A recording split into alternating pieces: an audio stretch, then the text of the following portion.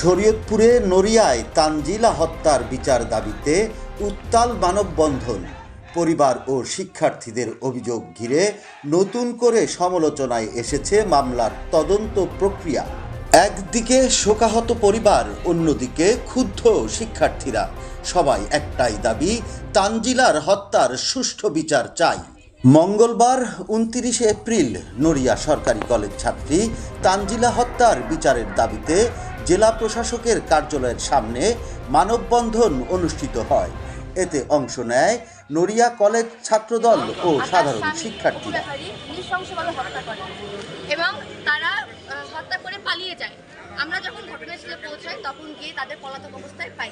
গত 24 তারিখ এবং 25 তারিখ 2 দিন যাবৎ আমরা নড়িয়া থানায় আমাদের বোনের বিচারের জন্য আমরা নড়িয়া থানায় উপস্থিত হই, মামলা দায়ের করতে চাই। কিন্তু নড়িয়া থানার ওসি বাহার মিয়া উনি আমাদের ন্যায্য মামলা নেননি। আমরা চেয়েছিলাম খুনের মামলা, কিন্তু উনি পরিকল্পিতভাবে সেটাকে 306 ধারায় নিয়ে আত্মহত্যা প্ররোচনার মামলায় দায়ের করেছে, কিন্তু ওইটা আমরা কখনোই চাইনি। কিন্তু আমাদের ইচ্ছার বিরুদ্ধে গিয়ে উনি এই ধরনের মামলা দায়ের করেছেন। নিহতের বোন শাকিলা অভিযোগ করেন, তার বোনকে স্বামী অপু ব্যাপারী নির্মমভাবে হত্যা করে পালিয়ে যায়। কিন্তু ঘটনার পর মামলা নিতে গিয়ে তারা পুলিশের অসহযোগিতার মুখে পড়ে। পরিবারের দাবি, হত্যা মামলা না নিয়ে আত্মহত্যার প্ররোচনা 306 ধারা হিসাবে মামলা রুজু করা হয়েছে, যা তাদের ইচ্ছার বিরুদ্ধে। নিহতের বড় ভাই বলেন, তারা ন্যায্য বিচারের জন্য বারবার চেষ্টা করেও বাধার মুখে পড়েছেন। আমরা আমাদের বোনের শেষ মুখটাও দেখতে পারিনি, জানাজাতেও দাঁড়াতে পারিনি। হতভাগায় এক বড় ভাই যে কিনা তার শেষ মুখটাও দেখতে পারে নাই, তার শেষ কবর দেওয়ার সময় জানাজার পাশেও দাঁড়াইতে পারে নাই। আমার একজন সহপাঠী, আমার শিক্ষার্থী, আমার বন্ধু হিসাবে আমি তাদের হত্যার বিচার চাই এবং সুষ্ঠু তদন্তের মাধ্যমে তার যেন। শিক্ষার্থীরা বলেন, তাদের সহপাঠীর এমন নির্মম মৃত্যুর সুষ্ঠু তদন্ত এবং দৃষ্টান্তমূলক বিচার নিশ্চিত করতে হবে।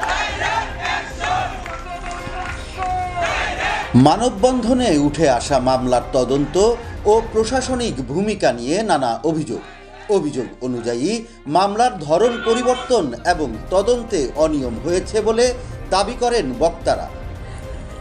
এনসিপি নেতা ইমরান আল নাজির বলেন, নিহতের শরীরে নির্যাতনের স্পষ্ট চিহ্ন থাকলেও ঘটনার পরেও নড়িয়া থানার ওসি সাহেব কেন এটাকে হত্যা মামলা হিসেবে গ্রহণ করতে পারলেন না? ঠিক আছে, যখন আমরা এই বিষয় নিয়ে ইনসাইডে কাজ করলাম তখন সেই বাসায় গেলেন এবং সেখানে যা তারা নানান ধরনের কথাবার্তা বলেন যে এখন আত্মহত্যার প্ররোচনার মামলা নিবে, পরে যদি সে তদন্তে পায় যে এটা হত্যাকাণ্ড তাইলে সে হত্যা মামলা নিবে। মানে এটা কোন ধরনের কথা? এটা কোন ধরনের সমাজ ব্যবস্থা, কোন ধরনের বিচার ব্যবস্থা? আমরা তো সামাজিক ন্যায় বিচার প্রতিষ্ঠার লড়াইয়ে এই যে 24-এ গণ আন্দোলনে মানুষ জীবন দিয়েছে, তো তাহলে এর পরেও কি আমরা সামাজিক ন্যায় বিচার পাবো না? স্বাধীনতার কথা বলি, আমরা মুক্তিযুদ্ধের কথা বলি, সেখানেও তো মূল মন্ত্রে আছে যে সামাজিক ন্যায় বিচার নিশ্চিত করতে হবে। তাহলে যে ওসি সাহেবরা ঘুরে ঘুরে টাকা খাবে আর এইভাবে বিচার ব্যবস্থাকে কলুষিত করবে, এটা কি হয় বলেন? তো আমরা যেটি দেখলাম যে তারা টাকা পয়সা দিয়া মেডিকেল সার্টিফিকেট পর্যন্ত চেঞ্জ করার চেষ্টা করছে। তানজিলা হত্যাকে ঘিরে ন্যায় বিচারের দাবি এখন আরো জোরালো। পরিবার ও শিক্ষার্থীদের একটাই দাবি, সুষ্ঠু তদন্ত ও দ্রুত বিচার। চিন্তা ভাবনা করে প্রশাসন হোক, আদালত হোক, যেই হোক, এটা সঠিক তদন্ত লাগবে এবং সামাজিক ন্যায় বিচারের কথা যেটি বলি আমরা, সঠিকভাবে বিচার করতে হবে। এবং যেই উনি মাদক ব্যবসায়ী, বিভিন্ন পর্যায় থেকে আমরা জানতে পেরেছি যে এই ছেলেটা মাদক ব্যবসায়ী, ঠিক আছে, তারপরেও ভালোবেসে এই ছেলেটাকে বিয়ে করেছিল। কিন্তু এই ভালোবাসার প্রতিদান কি দিল বলেন? আজকে এই মেয়েটাকে টর্চার করে মেরে ফেলছে। এটা শুধু একটি মাত্র ঘটনা যে ঘটছে তানজিলার সাথে এমন না, এরকম অহরহ ঘটনা ঘটছে।